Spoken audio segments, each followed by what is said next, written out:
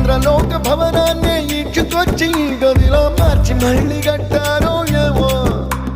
మాయజాలము తెలుసు మంత్రగారడి తెలుసు రెంటి కన్న ఇది ఇంకోటేమో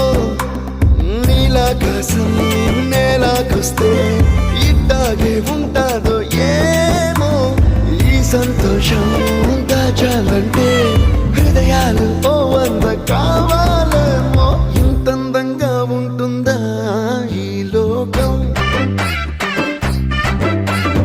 ఇన్నాళ్ళు ఈ మనసుకి తెలియాలేదే పాపం